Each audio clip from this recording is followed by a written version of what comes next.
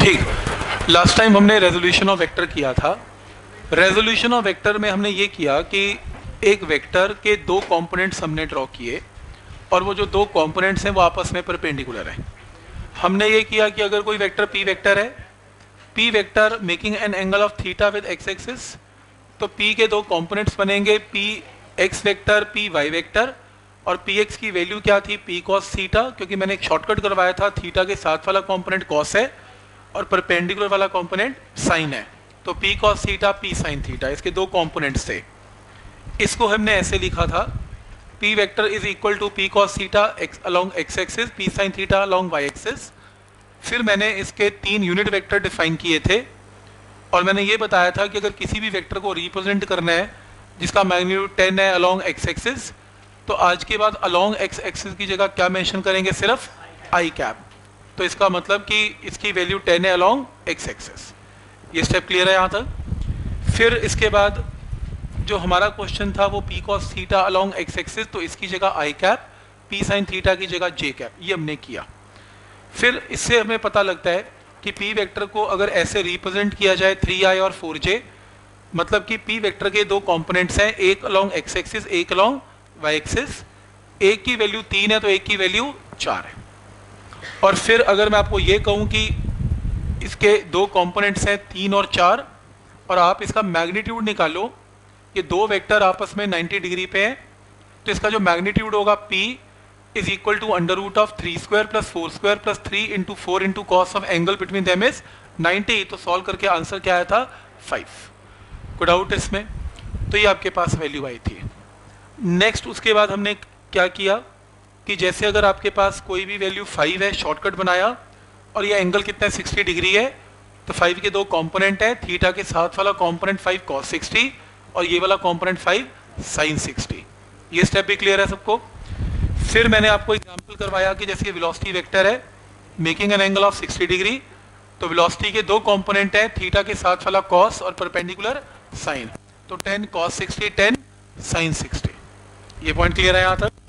फिर मैंने आपको उल्टा क्वेश्चन करवाया कि अगर वेलोसिटी के दो कंपोनेंट्स मैं आपको दूं 5 एंड 5√3 और रिजल्टेंट पूछूं इसका, तो आप parallelogram law of vector addition से रिजल्टेंट निकाल सकते हैं और रिजल्टेंट आपके पास घूम फिर के वापस से कितना जाएगा, 10। तो मतलब दो टाइप के क्वेश्चन आ सकते हैं, आपको रिजल्टेंट 10 देगा, उसके दो कंपोनेंट पूछेगा, या दो कंपोनेंट देगा और साथ में फिर एंड में उसका रिजल्टेंट पूछेगा। तो कुछ भी आपको दोनों में से एक चीज़ आ सकती है।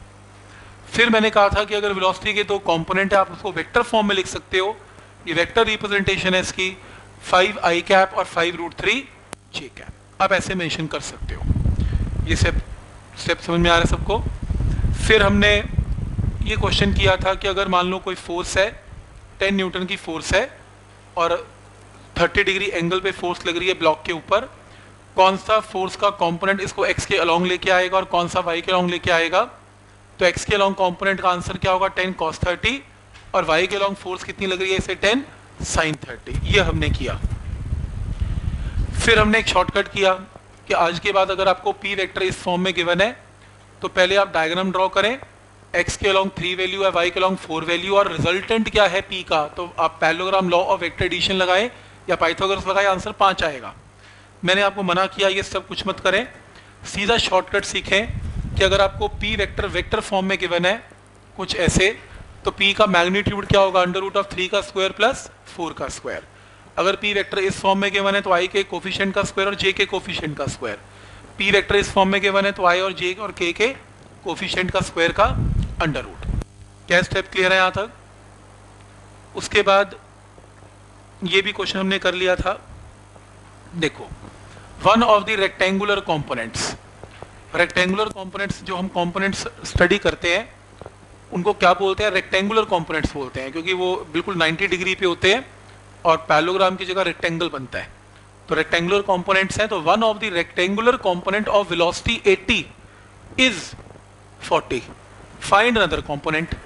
तो क्वेश्चन है कि आपके पास कोई वेलोसिटी है v वेक्टर, इसके अगर हम दो कंपोनेंट्स बनाएं, एक कंपोनेंट बनेगा vx और एक कंपोनेंट बनेगा vy, और मान लेते हैं ये एंगल थीटा है, तो इस कंपोनेंट की वैल्यू क्या होगी, v cos थीटा, थीटा के साथ वाला कंपोनेंट cos है और परपेंडिकुलर कंपोनेंट साइन है, v साइन थीटा, कोई डाउट इसमें? v cos theta, v sine theta. अब वो कह रहे हैं कि ये वेलोसिटी की वैल्यू 80 है, इसका एक कंपोनेंट की वैल्यू 40 है। तो मैं ये सोच रहा हूँ कि पता नहीं इसकी वैल्यू 40 गिवन है कि पता नहीं इसकी वैल्यू 40 गिवन है, क्योंकि अगर वो मेंशन करता कि इसका x एक्सिस का कंपोनेंट 40 है, फिर मैं इसको 40 लिख देता, या मेंशन करता कि इसके दो कंपोनेंट निकले और इनका y कंपोनेंट 40 है, तो मैं इसको 40 लिख देता। अब स्टूडेंट की मर्जी है, चाहे वो x कंपोनेंट 40 मान ले, चाहे y कंपोनेंट 40 मान ले, दोनों अलग अलग आंसर आएंगे। तो दो आंसर इसमें पॉसिबल हो सकते हैं। तो मैं इस क्वेश्चन को बहुत ही एक लाइन में करने की कोशिश करता हूँ, कॉम्प्लेक्स ना करते हुए। मैं सिंपली ये बताना चाहता हूँ कि वेलोसिटी कितनी है, 80 है, इसके दो कंपोनेंट निकलेंगे, एक कंपोनेंट कितना निकला 40, तो दूसरा कंपोनेंट क्या होगा, ये क्वेश्चन है। ये यानी कि दो कंपोनेंट दोनों परपेंडिकुलर हैं, और अगर हम इनका एक पैरेललोग्राम ड्रॉ करें, इसका मतलब ये हमें इसका रिजल्टेंट गिवन है 80, किसका, 40 का, और इस कंपोनेंट का, मान लो इस कंपोनेंट का नाम क्या है, वी वाई। एक राइट एंगल ट्राइंगल का पाइथागोरस का क्वेश्चन है। इस राइट एंगल ट्राइंगल में ये साइड कितनी है 80, ये कितनी है 40। क्या आप ये निकाल सकते हो, under root of 80 square minus 40 square, solve कर लो, आंसर आ जाएगा। ये सबसे आसान तरीका है। 80 गिवन है, 80 गिवन है, एक कंपोनेंट 40 मान लो, अपने आप ही दूसरा कंपोनेंट आ गया, डन। ये आसान तरीका है। टेक्निकल तरीका कि मेरे पास तो v वेलोसिटी थी, इसके दो कंपोनेंट हुआ करते थे vx एंड vy, और दोनों कंपोनेंट आपस में 90 डिग्री पे हुआ करते हैं। तो v is a resultant of vx and vy, तो v स्क्वायर या v को लिखा जा सकता है, ये देखो, under root of vx square plus vy square, क्योंकि vx और vy के बीच में टोटल एंगल कितना आएगा 90, तो रिजल्टेंट का फॉर्मूला क्या बनेगा, under root of vx square plus vy square plus 2vx vy cos of 90, cos 90 तो 0 होता है, तो क्या आंसर बचेगा, v का under root of vx square plus vy square. ये पॉइंट क्लियर है। टोटल वेलोसिटी कितनी है 80, vx की वैल्यू कितनी है 40, vy कैन बी कैलकुलेटेड। वैसे मेरा ट्राइंगल का पाइथागोरस सबसे आसान तरीका है, पर चलो वो भी ठीक है। तो वेलोसिटी वेक्टर रिजल्टेंट है, तो vx और vy में से एक कंपोनेंट मान लिया, दूसरा अपने आप आ जाएगा। कोई डाउट इसमें? पॉइंट समझ में आ रहा है यहाँ तक? क्लियर है। जैसे find A B vector, question में ये कहा जा रहा है कि आपको ना ए बी वेक्टर निकालना है जब ए और बी का कोऑर्डिनेट गिवन है। देखो, जब मैं इस क्वेश्चन को देखूंगा तो मैं ये समझता हूं कि कोई ए पॉइंट है, कोई बी पॉइंट है, मुझे ए पॉइंट का कोऑर्डिनेट इस क्वेश्चन में गिवन है, मुझे बी पॉइंट का कोऑर्डिनेट भी इस क्वेश्चन में गिवन है, और मुझे क्या निकालना है, मुझे ए बी वेक्टर निकालना है, क्या होगा। कोई डाउट इसमें? ठीक है। मेरे पास कोई ऐसा तरीका नहीं जो सीधा ए बी वेक्टर निकाल दे। इसको करने का एक स्टाइल है। सबसे पहले आप क्या करो, आप इमेजिन कर लो कि ये ओरिजिन है। आप एक काम करो, आप ए वेक्टर की तरफ एक वेक्टर इमेजिन करो जिसका नाम है पोजीशन वेक्टर। तो ये पोजीशन वेक्टर ऑफ ए, ये पोजीशन वेक्टर ऑफ बी, अगर मैं इन्हें ज्वाइन करूं तो मैं ये बोल सकता हूं कि मेरी बॉडी जो है वो ए से बी पे गई है, और इस वेक्टर का नाम क्या है, डिस्प्लेसमेंट वेक्टर। याद है किया था हमने, कोई न्यूमेरिकल नहीं किया था, लेकिन इसका आज हम पहली बार इसका न्यूमेरिकल करने जा रहे हैं। तो न्यूमेरिकल में ऐसे गिवन होगा कि किसी भी ए पॉइंट की पोजीशन को किससे रिप्रेजेंट किया जाता है, बाय 1, 2 एंड -1, और बी पॉइंट की पोजीशन को कोऑर्डिनेट दे दिया 3, 2, 2। तो ए पॉइंट का कोऑर्डिनेट क्या है 1, 2, -1। तो इसको वेक्टर फॉर्म में क्या लिखेंगे, वेक्टर फॉर्म में 1 कंपोनेंट एक्स एक्सिस का कंपोनेंट तो लिखेंगे 1 i कैप, इसके पीछे लगाएं j कैप तो 2 j कैप, इसके पीछे लगेगा k कैप तो -k कैप। तो ये मेरे पास क्या आ गया, OA वेक्टर का मतलब पोजीशन वेक्टर। तो ये लिखना आ गया। अगर एक कोऑर्डिनेट मैथ्स की हेल्प से गिवन होता है हमें 1, 1, 2 या जो भी है, और फिजिक्स में कन्वर्ट करना इसको वेक्टर फॉर्म में, जिसको पोजीशन बताने का काम बोलते हैं कि पोजीशन वेक्टर कैसे बताते हैं, position vector OA vector. OA vector को ये लिखेंगे, फिर ऐसे क्या निकलेगा OB वेक्टर, इसका कोऑर्डिनेट क्या है 3, 2, 2, तो 3 i cap plus 2 j cap plus 2 j cap. तो ये समझ में आ रहा है, सॉरी k कैप। तो ये पॉइंट समझ में आ रहा है, दिस इज OB वेक्टर। तो मैंने आपको दो पोजीशन वेक्टर लिखने सिखाए, पर मैं किस में इंटरेस्टेड हूं, डिस्प्लेसमेंट वेक्टर में। अब आप ध्यान से देखो कि एक वेक्टर ये दिख रहा है, दूसरा इसको कॉन्टिन्यूटी में आगे ज्वाइन कर रहा है, सेम ऑर्डर बोलते हैं ऐसे। और आप चेक करो क्या ये इसका क्लोजिंग ऑर्डर है, क्लोजिंग साइड आप चेक कर सकते हो। ट्राइंगल लॉ नहीं बन गया? ट्राइंगल लॉ में क्लोजिंग साइड को क्या बोलते हैं? रिजल्टेंट। बोलो इस ट्राइंगल में कौन रिजल्टेंट है? ओबी वेक्टर, क्योंकि OB vector is the closing side. तो ये सेम ऑर्डर है, ये क्लोजिंग साइड है। तो क्लोजिंग साइड कौन है? OB vector. And OB vector is resultant of O A vector plus A B vector. OB vector is resultant of O A vector plus A B vector. Triangle law clear है? कोई doubt इसमें? मेरे को क्या निकालना है? A B vector. A B vector क्या होगा? O B vector minus O A vector. तो ओ बी वेक्टर मैंने निकाल दिया, ओ ए वेक्टर मैंने निकाल दिया, दोनों को माइनस करेंगे तो क्या आएगा? A B vector. Step clear है? ओपन करें, आई वाली टर्म में से आई वाली टर्म माइनस तो 2i, जे तो कैंसिल होता हुआ 0 हो गया, और 2 के माइनस माइनस के 3 के, तो ये क्या आ गया? A B vector. Find A B vector. Vector का मतलब है magnitude as well as direction. I cap, J cap, K cap में लिखना इटसेल्फ मींस डायरेक्शन बताना। अगर मैं आई जे के लिखता हूं किसी वेक्टर में, इसका मतलब मैं बता रहा हूं कि इस वेक्टर के 3 कंपोनेंट है, 2 आई कैप एक्स एक्सिस के अलोंग, जे के अलोंग और के अलोंग। तो ये वेक्टर रिप्रेजेंटेशन मानी जाती है। तो आज की बात ये नहीं है कि 30 डिग्री 60 डिग्री है या कोई भी tan बीटा का रिप्रेजेंटेशन है। आई जे के लिख दोगे इटसेल्फ वेक्टर फॉर्म माना जाता है। तो वेक्टर फॉर्म में ए बी वेक्टर क्लियर है। लेकिन साथ में क्या पूछा उसका? मैग्नीट्यूड। मैग्नीट्यूड तो आपको निकालना आ ही गया। आई के कोफिशिएंट का स्क्वायर, जे के कोफिशिएंट का स्क्वायर और के कोफिशिएंट का स्क्वायर का अंडर रूट। ऐसे ही करते हैं। तो अगर आई जे के में लिखूंगा और मैग्नीट्यूड पूछूंगा तो मैग्नीट्यूड आ जाएगा। मैग्नीट्यूड कितना आएगा? Under root of 30। मेथड समझ में आया कैसे? तो कैसे आपको दो जब कोऑर्डिनेट्स गिवन होंगे और डिस्प्लेसमेंट वेक्टर पूछेगा तो आपने कैसे दो पहले पोजीशन वेक्टर बनाना है, फिर अपने ट्राइंगल लॉ लगाना है, फिर ए बी वेक्टर आएगा। नहीं तो नहीं आएगा, डायरेक्टली नहीं आएगा। कोई डाउट इसमें? लास्ट स्टेप में ए बी वेक्टर आ गया। तो आपने अभी भी रेजोल्यूशन ऑफ वेक्टर में सीखा नहीं कि जैसे ये पी वेक्टर है, पी वेक्टर आई और जे में गिवन है, तो मैग्नीट्यूड कैसे निकलता है? आई के कोफिशिएंट का स्क्वायर और जे के कोफिशिएंट का स्क्वायर।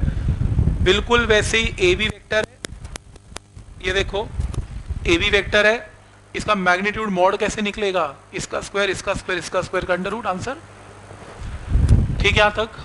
कोई डाउट इसमें?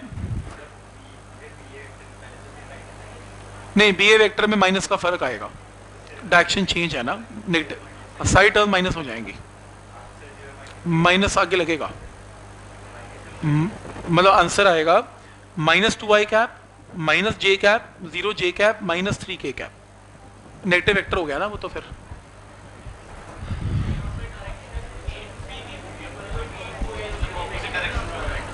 ऐसे कर लो ना, अगर आपको ए बी वेक्टर की जगह बी ए वेक्टर गिवन होगा, एरो उल्टा बना लो, फिर ये रिजल्टेंट बन जाएगा, फिर क्वेश्चन में सॉल्व कर लेना फिर से। वैसे शॉर्टकट बता रहा था मैं तो कि ए बी वेक्टर के उल्टा वेक्टर आएगा एग्जैक्टली, तो नेगेटिव वेक्टर होगा, करने की जरूरत नहीं है, जो आंसर आए इसी के आगे माइनस लगा दो, आंसर माना जाएगा। पर आप कर लो, कोई बात नहीं, आप अभी नहीं कर पाओगे, आप ऐसे उल्टा ड्रॉ करो और उल्टा ट्राइंगल लगा के जो भी आंसर आता है कर लो सॉल्व। जो गएगा वैसे कर लेना, ट्राइंगल लॉ तो लगेगा ही। क्या ये स्टेप क्लियर है? ये बहुत इंपॉर्टेंट क्वेश्चन है यूनिट वेक्टर वाला। Unit vector parallel to A vector, आपको यूनिट वेक्टर निकालना है which is parallel to A vector. तो ए वेक्टर आपको गिवन है, ये आपके पास ए वेक्टर है और मेरे को क्या करना है, इसका यूनिट वेक्टर निकालना है। किसका? ए वेक्टर का। ए वेक्टर का यूनिट वेक्टर जो निकलेगा वो निकलेगा तो ए वेक्टर के अलोंग ना, ए कैप। ए कैप का मतलब है unit vector of A vector को रिप्रेजेंट कैसे करेंगे? ए कैप, जिसका मैग्नीट्यूड क्या होता है? 1। अब रही बात डायरेक्शन की, अब ये तो है नहीं कि मेन वेक्टर ए वेक्टर तो ऐसे जा रहा है, ए कैप उधर जा रहा है, नहीं, ए वेक्टर से ही निकला हुआ हिस्सा ए कैप है, तो ए कैप और ए वेक्टर की डायरेक्शन एक ही होती है। ये यो ऐसे बोल सकते हो कि ए कैप ए वेक्टर की डायरेक्शन बताता है। यूनिट वेक्टर का काम क्या होता है? डायरेक्शन बताना। तो ए वेक्टर अगर इस तरफ है तो ए कैप भी उसी तरफ होता है। तो इसीलिए वो क्वेश्चन में क्या बोल रहा है? Unit vector parallel to A vector. Parallel क्यों? Means A cap and A vector are always in same direction, इसलिए वो वर्ड क्या यूज कर रहा है, पैरेलल। अगर वो नहीं भी यूज करता तब भी कोई दिक्कत नहीं, हमें ऑलरेडी ये रिजल्ट मालूम है कि ए वेक्टर का यूनिट वेक्टर एक वेक्टर के साथ ही डायरेक्शन को रखेगा, कहीं और नहीं जा सकता। हालांकि क्वेश्चन देने वाला बोलता है कि पैरेलल निकाल लो, बट आपको समझ में आ रहा है कि पैरेलल क्यों, क्योंकि ए वेक्टर के अंदर से ही ए कैप निकलने वाला है, तो डायरेक्शन रिमेनिंग दी सेम। ठीक, हमने यूनिट वेक्टर में फर्स्ट लेक्चर में ये फॉर्मूला किया था, आपको अगर याद हो, मैंने कहा था कि उस टाइम समझ में नहीं आएगा, हम बाद में इसे करेंगे। तो आज वो टाइम आ गया जब इसको यूज करने का, कैसे करना है। यूनिट वेक्टर की रिप्रेजेंटेशन ए कैप है, और फॉर्मूला क्या था, अ vector divided by its magnitude. ये याद है फर्स्ट लेक्चर में, ए वेक्टर का मॉड। तो पुट करें, ए वेक्टर की जगह पूरा ए वेक्टर पुट कर दिया। ए वेक्टर का मॉड कैसे निकलेगा, आई के कोफिशिएंट का स्क्वायर, जे के कोफिशिएंट का स्क्वायर एंड के कोफिशिएंट का स्क्वायर। इसे सॉल्व करेंगे तो आंसर क्या आएगा, अंडर रूट ऑफ 40, राइट। तो इसको ब्रेक कर लें, 1/14, 2/14, 3/14, तो मेरे पास ये ए कैप आ गया। यहां तक क्लियर है कि यूनिट वेक्टर अगर निकालना है तो कैसे निकालना है, एक वेक्टर को उसके मैग्नीट्यूड से डिवाइड कर देना है। कोई डाउट, पॉइंट समझ में आ रहा है यहां तक, ठीक। अच्छा, मैंने एंड में एक वेरिफिकेशन नोट लिखा हुआ है, जो आपको लिखना नहीं है। मतलब अगर मैं एक स्टूडेंट होता तो, अभी तो मुझे पता नहीं आपके दिमाग में इतनी तेज नहीं चल पाएगा, घर पे जब लिखोगे तो आपका हो सकता है आपके माइंड में क्वेश्चन आए, वो ये कि ए कैप तो निकल गया, ठीक है, हमने फॉर्मूले में वैल्यू पुट की, ए कैप आ गया, पर मुझे ये समझ में नहीं आ रहा कि यूनिट वेक्टर कैसे है, क्योंकि मुझे बताया गया कि यूनिट वेक्टर का मैग्नीट्यूड क्या आता है, 1। अगर मैं सिर्फ इसको देखूं, मैं बिल्कुल अंदाजा लगा नहीं सकता कि इसकी वैल्यू क्या आएगी, 1 कहीं से लग भी नहीं रही। तो मैंने आपको करके दिखाया, देखो ये ए कैप आ गया, इसका मॉड निकाल लें। मॉड निकालने का तरीका क्या है, आई के कोफिशिएंट का स्क्वायर, जे के कोफिशिएंट का स्क्वायर, के कोफिशिएंट का स्क्वायर। कोई डाउट इसमें, आई जे के कोफिशिएंट का स्क्वायर का अंडर रूट। जब आप इसे सॉल्व करेंगे ना, आप चेक कर लेना आपका आंसर क्या आएगा, 1। तो ये मैंने वेरीफाई करके बताया है कि अगर मैं किसी भी यूनिट वेक्टर को इस फॉर्मूले से निकाल लूं, इस तरीके से, जो भी आंसर आएगा, देखने में चाहे यूनिट वेक्टर ना लगे, लेकिन जब मॉड लेके चलोगे तो आंसर हमेशा 1 ही आएगा। जस्ट आपको समझाने के लिए कि देखो 1 आया है, इसका मतलब आपको मानना पड़ेगा कि ये वेक्टर क्या है, एक यूनिट वेक्टर है। आपको नहीं करना, आपको तो यहां तक छोड़ देना है। तो पॉइंट समझ में आ रहा है यहां तक, कोई डाउट इसमें? तो आज के बाद जब यूनिट वेक्टर निकालने को कहेंगे तो निकाल लोगे सीधा। तो आई एक्स एक्सिस का यूनिट वेक्टर का नाम क्या होता है, आई कैप, वाई एक्सिस का जे कैप, जेड का, और अगर ए वेक्टर का आएगा तो vector divided by its magnitude, A vector by A mod. वो निकालना पड़ेगा, उसका कोई याद किया हुआ फॉर्मूला नहीं हो सकता। ठीक हो गया। नेक्स्ट है, find unit vector parallel to resultant of. जब वर्ड रिजल्टेंट आए, किसका रिजल्टेंट है, ए वेक्टर और बी वेक्टर का, तो आपको क्या करना है, इन दो वेक्टर्स को ऐड कर देना है।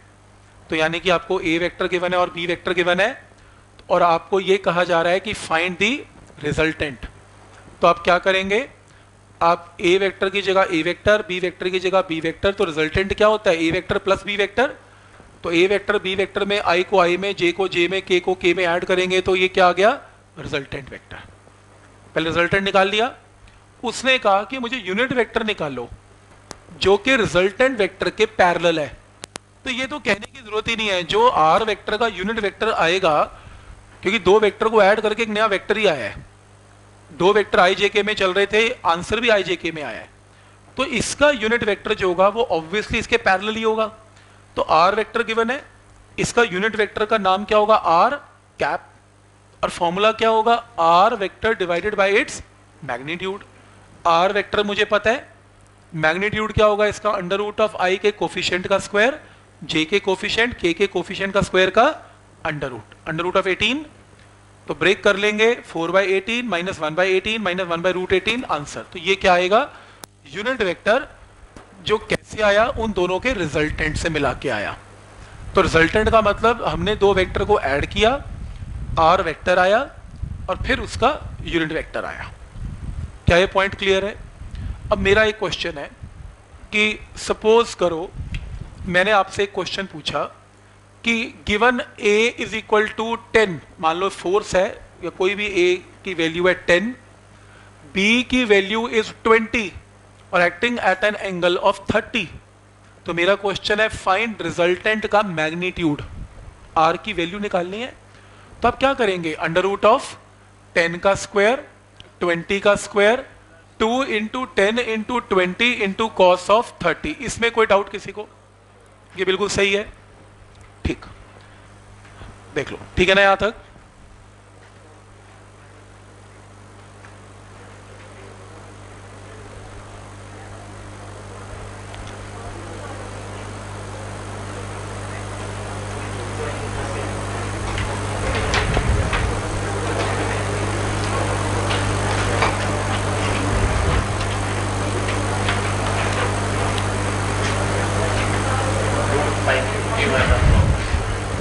आंसर नहीं चाहिए, कुछ और बताना है। देखो ध्यान आ गया, बहुत इंपॉर्टेंट क्वेश्चन बता रहा हूं, कंफ्यूज हो जाओगे नहीं तो क्वेश्चंस में।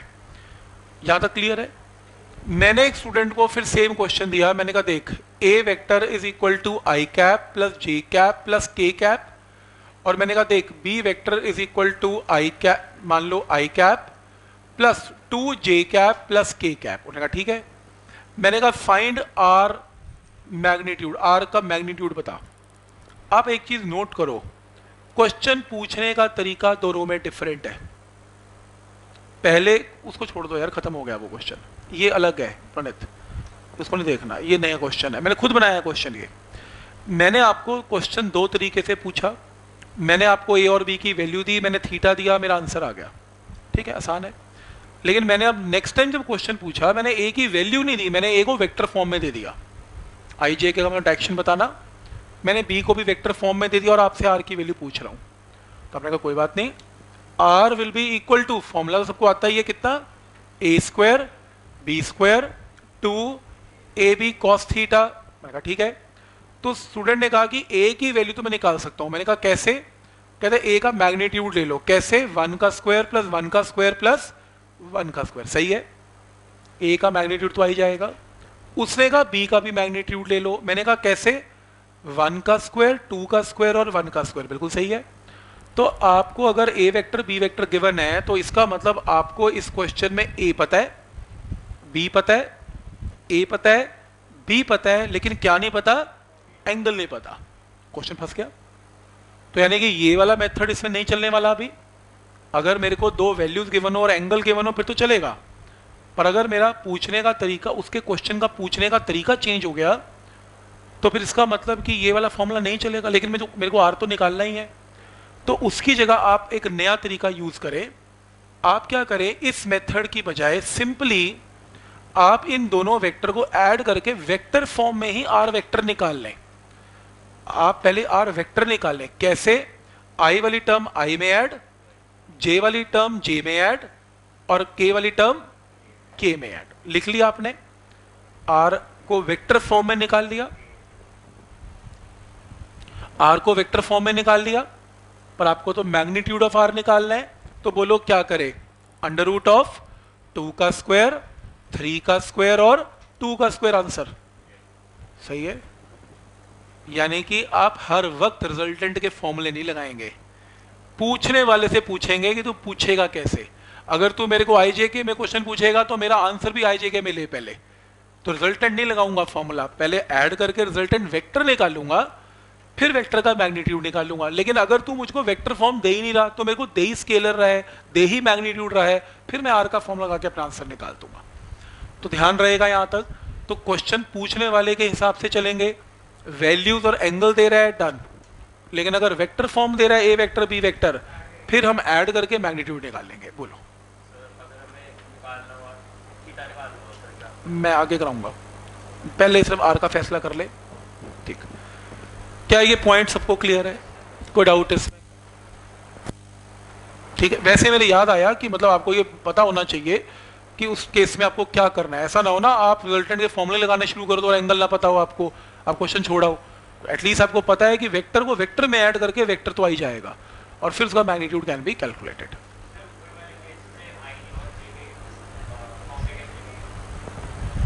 जिसमें लिखेंगे ही नहीं, मुझे पता ही नहीं, देने वाले ने दिया ही नहीं, मैग्नीट्यूड दिया है, क्या था ओरिजिनल वेक्टर दे ही देगा, फिर ये नहीं कर दूंगा मैं, फिर एक मेथड नहीं बता दूंगा, वो नहीं दे रहा, छुपा रहा है, मैग्नीट्यूड दे रहा है। यही तो फिर फर्क है। पॉइंट समझ में आ रहा है यहां तक? ठीक, याद रहेगा ये पॉइंट। वैसे तो जैसे हम प्रैक्टिस करेंगे ना, आपको आज के लेक्चर में ही आदत पड़ी जाएगी, जैसे जैसे वो क्वेश्चन पूछेगा उसी हिसाब से हमने सोल्यूशन देना है। अगर वो बात आईजेके में करेगा तो हमारा भी आंसर आईजेके में ही रहेगा फिर।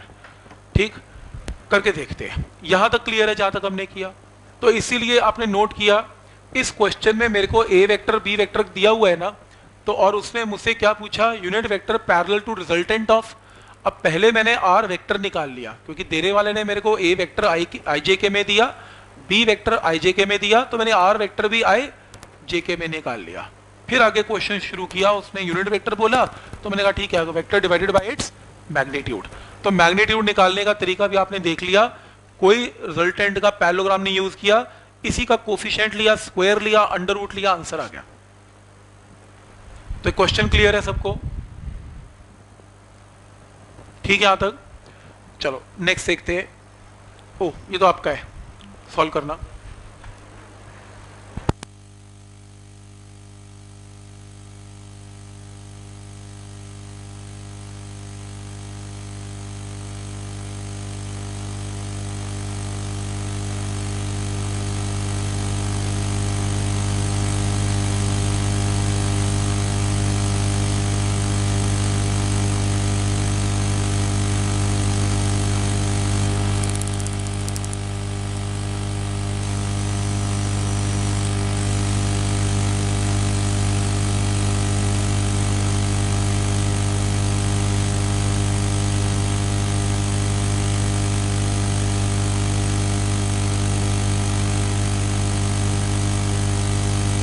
देखो क्वेश्चन में धीरे धीरे पढ़ते हैं। इधर देखो क्वेश्चन में ये गिवन है, जिन्होंने पहला स्टेप किया हो तो प्लीज कंपेयर करें कि ऐसे ही किया।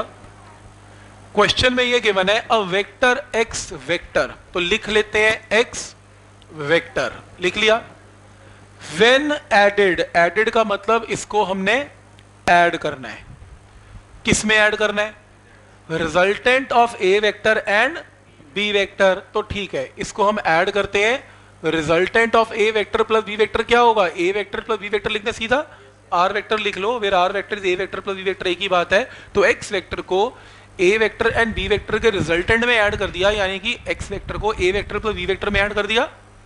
यहां तक स्टेटमेंट क्लियर है? गिव्स, गिव्स का मतलब equal to unit vector along Y axis, बोलो उसका नाम क्या होता है? J cap is equal to what? J cap. Statement clear है? एक वेक्टर एक्स वेक्टर है, उसको ए वेक्टर बी वेक्टर के रिजल्टेंट में ऐड किया तो मुझे जे कैप मिल गया, राइट? और मुझे क्या निकालना है? X vector. तो ये लो वैल्यू पुट कर दो, X vector plus A vector की जगह 3 I cap minus 5 J cap plus 7 K cap, plus B vector की जगह 2 I cap plus 4 J cap minus 3 K cap is equal to what? J cap. X vector plus I को I में add करेंगे तो 5 आई cap J minus जे cap और plus 4 के cap is equal to what? J cap, है ना? ये point समझ में आ रहा है यहां तक? तो यहां से x vector will be equal to j cap minus 5 I cap minus J cap plus 4 के कैप। इस पूरी टर्म को उठा के मैं राइट साइड ले गया, ठीक? और अब मैं इसे सॉल्व करूंगा। X vector is equal to j cap minus 5 I cap plus J cap minus 4 के कैप। तो आई को आई में माइनस 5 आई कैप, जे और जे को करेंगे तो 2 जे कैप माइनस 4 के कैप। तो क्या निकल आया? एक्स वेक्टर एक्स के ऊपर वेक्टर है, इसका मतलब डायरेक्शन के साथ आंसर आना चाहिए, और बिल्कुल आ रहा है। देखो आंसर में क्या आ रहा है, आई जे के, बिल्कुल डायरेक्शन बता रहे हैं। तो अगर आप एक आंसर नंबर बता रहे हो, मुझे 10 आंसर है, 2 आंसर है, तो गलत माना जाएगा, क्योंकि मैंने आपको वेक्टर पूछा, तो आपका answer I cap, J cap, K cap में है।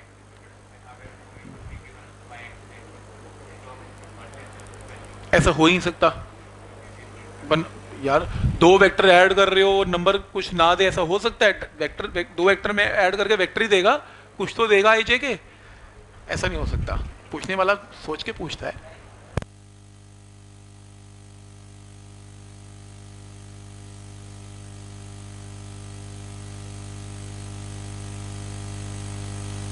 इसे बोलते हैं वेक्टर अलजेब्रा। अलजेब्रा जैसा ही लग रहा?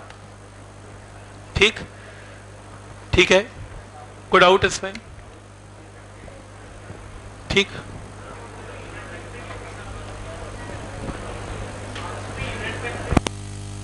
उसने पूछा ही नहीं यूनिट वेक्टर कहां लिखा।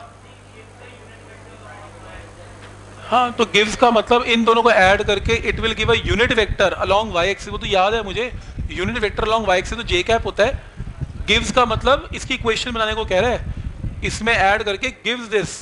वो ये नहीं पूछ रहा यूनिट वेक्टर निकालो, उसने कहा एक्स वेक्टर निकालो बस। अगर उसने पूछा होता एक्स कैप निकाल लो, फिर मैं बोलता कि x cap is a unit vector. Point समझ में आया यहां तक? बात नहीं करने, ठीक? कोई डाउट इसमें? देखो नेक्स्ट क्वेश्चन पढ़ते हैं।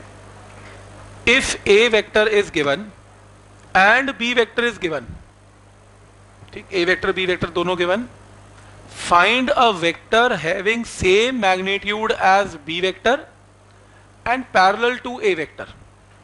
मतलब मैं थोड़ा इस क्वेश्चन को ऐसे समझाता हूं कि सपोज करो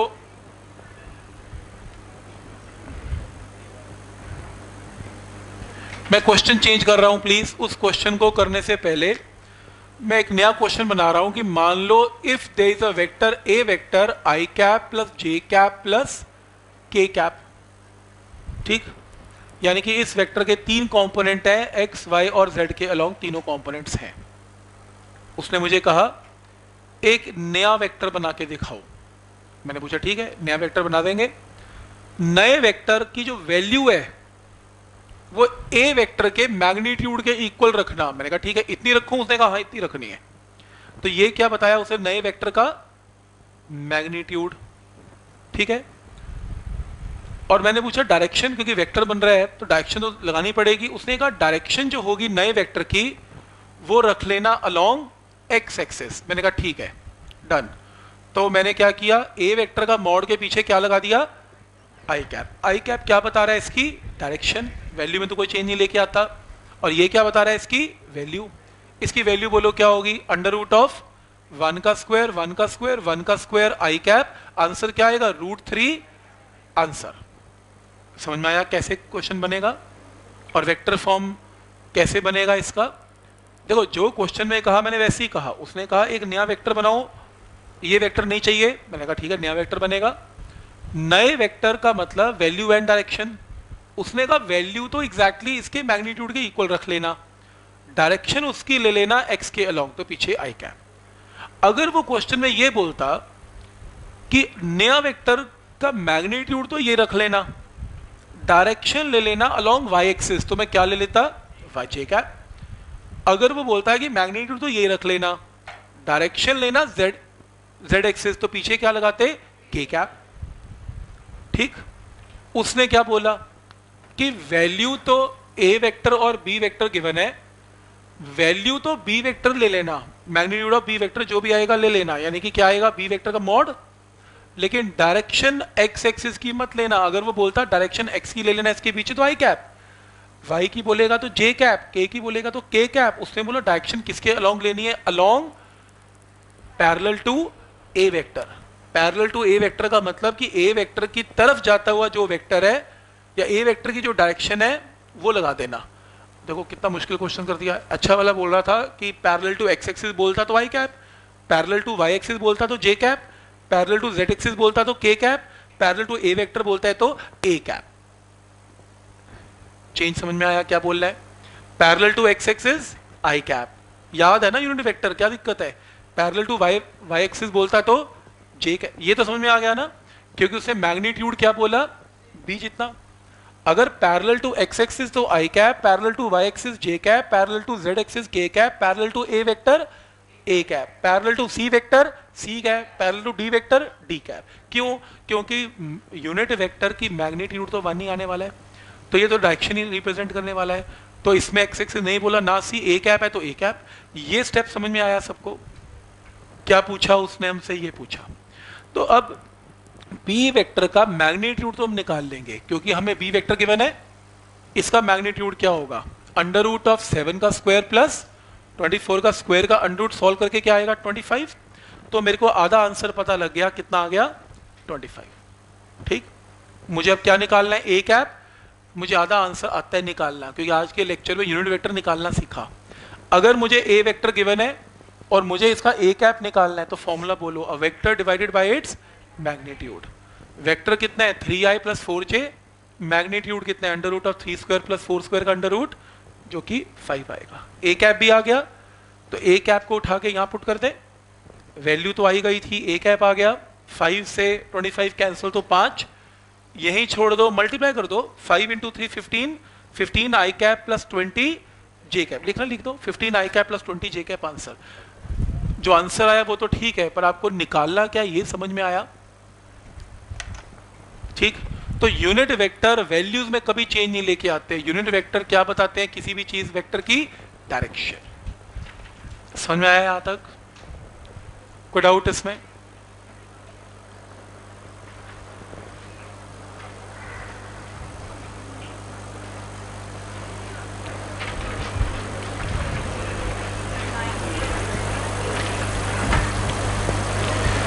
क्वेश्चन है, by using resolution of vectors find resultant force acting on point P।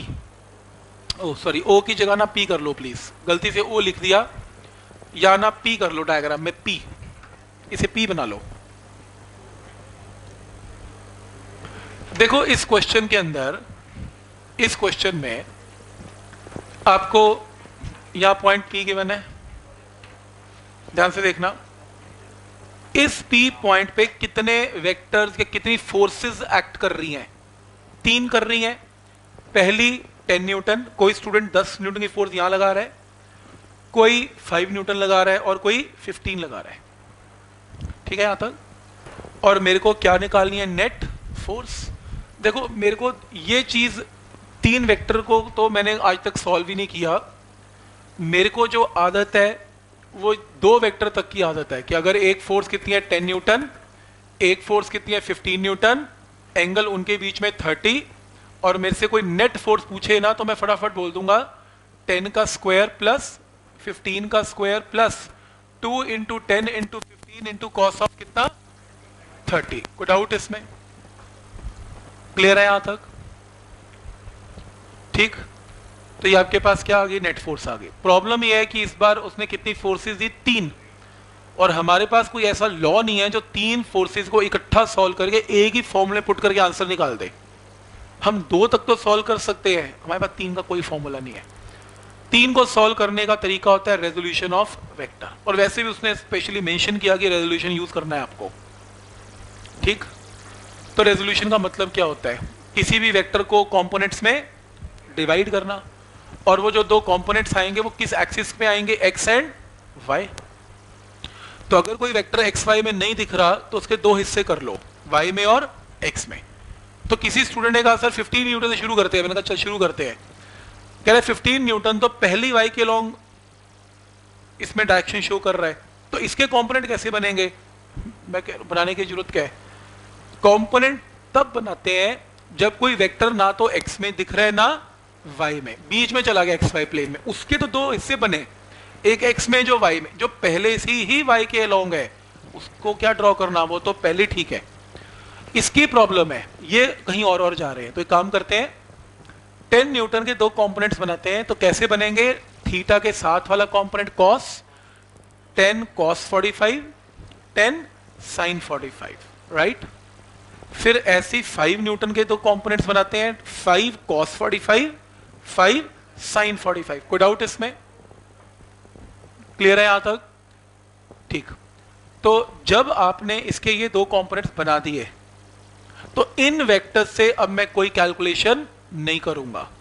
ये थोड़ी ना इसको भी रख लिया, इसको भी रख लिया, हम तो पहले 3 से परेशान है और आपने 2, 3, 4, 5, 6, 7 इकट्ठे कर लिए, उल्टा कम करने के बजाय ज्यादा। और वैसे भी यार एक वेक्टर के जब दो कंपोनेंट बन गए, या तो अपनी कैलकुलेशन कंपोनेंट पे करो या एक्चुअल वेक्टर पे करो। अच्छा, इजी लैंग्वेज में इसने मेरे को कहा कि सर 100 रुपए का नोट है, खुला कर दो। हाँ ठीक है यार, कोई बात नहीं, 50-50 रुपए ले, 50-50 करके दे दिए। अब ये कह रहे हैं सर 100 रुपया भी वापस कर दो। क्यों भाई? या तो 100 रुपया ले या 50-50 के दो नोट ले, या तो कंपोनेंट ले ले या फिर एक्चुअल वेक्टर ले ले, दो इकट्ठे नहीं मिल सकते। राइट? तो पॉइंट समझ में आ रहा है यहां तक?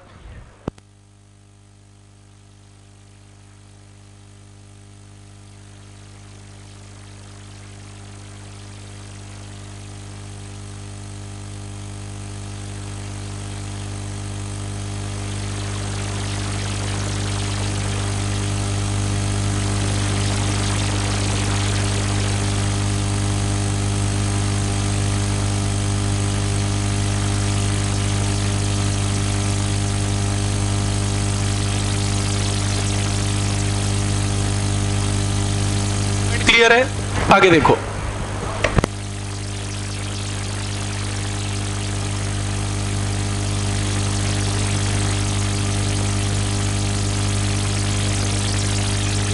सही पॉइंट बोला। वो कह रहे हैं ऐसा कर क्यों रहे हैं?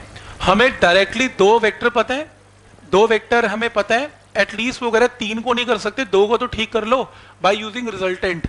नेट फोर्स बोलो क्या होगी? अंडर रूट ऑफ 10 का स्क्वायर, 5 का square plus 2 into 10 into 5 into cos of angle between them 90 आएगा। टोटल 180 है ना? बिल्कुल सही पॉइंट है। क्वेश्चन वाले पूछने वाले को पता था, उसने क्या मेंशन किया? अब नहीं कर सकता मैं, वैसे कर सकता था, अब नहीं करूंगा क्योंकि उसने क्या कहा? By using resolution of vector. अब नहीं, अब आपको ऐसे ही करना पड़ेगा। वो चेक करना चाहते हैं आपको कंपोनेंट आए कि नहीं आए। ठीक, कर सकते हैं, नहीं करेंगे। ठीक, करें स्टार्ट। देखो इधर, तो मैंने अपने क्वेश्चन में, ध्यान आगे प्लीज, मैंने अपने क्वेश्चन में 10 न्यूटन के इधर दो कंपोनेंट्स बनाए। 10 cos 45, cos 45 क्या होता है? 1/√2, तो यानी कि 10/√2। ऐसे 5 sin 45 में sin 45 1/√2, 5/√2, 10/√2 और 5/√2। ठीक, इसको ठीक तरह करके लिखते हैं। ये कितना है? 10/√2 एक वेक्टर, ये कितना है? 5/√2 एक वेक्टर, ये कितना है? 15, और ये कितना है? अब देखो, एक रिजल्ट तो आपको सबको पता है, if two vectors are acting in same direction तो सिंपली उन्हें तो ऐड किया जा सकता है। जैसे एक बॉडी पे 10 न्यूटन की फोर्स राइट है और 5 न्यूटन की राइट है, कुल मिला के 10 और 5 मिला के क्या आएगा? 15, ऐसे होगा 15 न्यूटन। तो इसको तो सिंपली किया जा सकता है कि 10/√2 वेक्टर ऊपर है, 5√2 ऊपर है, तो इन दोनों की जगह एक वेक्टर लिखेंगे सिर्फ, ऐड करने पे आंसर क्या आएगा? 15/√2। ठीक है, तो 2 की जगह एक वेक्टर लिख दिया, तो इजी हो गया क्वेश्चन। तो अब कुल मिला के कितने वेक्टर्स हैं? 1, 2, 3 और 4, और सारे एक्स और वाई पे दिख रहे हैं। अब आपको ये भी रिजल्ट पता है कि अगर दो वेक्टर्स हैं, एक 10 न्यूटन फोर्स है और एक 2 न्यूटन फोर्स है, तो नेट फोर्स बोलो इसके ऊपर कितनी है? 8। कहां पर? ऊपर की तरफ जहां बड़ी फोर्स लग रही है। तो कॉमन सेंस से यूज भी कर सकते हैं। वैसे वेक्टर का लॉ भी यही बोलता है कि अगर दो वेक्टर्स ऑपोजिट डायरेक्शन में हैं तो उन्हें हम क्या करें? माइनस कर सकते हैं, नेट आंसर आएगा। ठीक है, डाउट है? अगर दो फोर्सेस सेम डायरेक्शन में तो ऐड कर दें, ऑपोजिट में तो सिंपली माइनस कर दें। ये तो पता है ना? तो देखो, अब ये जो फोर्स है एक 10/√2 राइट है, इसी बॉडी पे एक फोर्स लेफ्ट है, तो इनको माइनस करके एक वेक्टर यूज कर लें, बड़े में से छोटे को माइनस करें, ये बड़ा है ये छोटा है, तो इसमें से ये माइनस करेंगे तो नया वेक्टर कहां आएगा? टुवर्ड्स राइट, तो माइनस करके एक नया आंसर आ गया।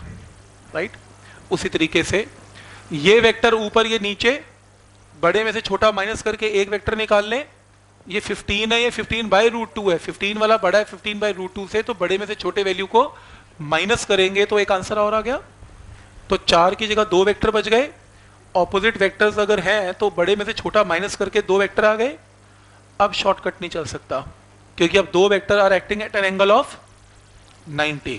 अब इनको रिजल्टेंट देने के लिए, नेट फोर्स निकालने के लिए इनको यूज करना पड़ेगा parallelogram law of vector addition. तो इनके बीच में एंगल कितना है 90।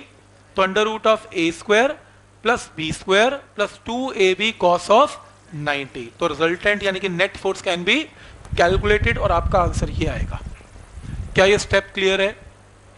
ठीक, तो पहले आपने सारे वेक्टर्स को एक्स वाई में ले आना है, ऑपोजिट वेक्टर को माइनस कर देना है, सेम डायरेक्शन में वेक्टर को ऐड कर देना है। कुल मिला के एंड में एक्स और वाई में 2 वेक्टर बच जाएंगे। फिर उनको parallelogram law of vector addition से रिजल्टेंट। इसमें डायरेक्शन की कोई बात नहीं की, सिर्फ वैल्यूज निकली है रिजल्टेंट की, दैट्स इट। सिर्फ डायरेक्शन नहीं देखी, अभी सिर्फ काम वैल्यूज पे हो रहा है। बट आपको रेजोल्यूशन ऑफ वेक्टर का प्रोसेस समझ में आया कि कैसे रेजोल्यूशन करके आपने क्वेश्चन को इजी कर सकते हो? कोई डाउट इसमें? ठीक, ना होता तो आपकी जो मर्जी करो आप, फिर आप वो, वैसे रेजोल्यूशन ज़्यादा आसान है, कौन बनाएगा उसके एंगल उंगल चेक करना पड़ता है, ये ज़्यादा आसान है। रेजोल्यूशन बहुत आसान है, रेजोल्यूशन से चीज़ें बहुत आसान होती हैं। कोई नहीं करेगा पैरेललोग्राम, सब रेजोल्यूशन करना है एंड में। ठीक, इस क्वेश्चन को आपके वाला क्वेश्चन है और अगले क्वेश्चन को हम या तो जाते हुए देखेंगे, थोड़े से बड़े, ये एडिशन ऑफ वेक्टर पे हैं और जितना टाइम मेरे पास है मुझे उस टाइम में आपको ना कुछ थोड़ा सा मल्टीप्लिकेशन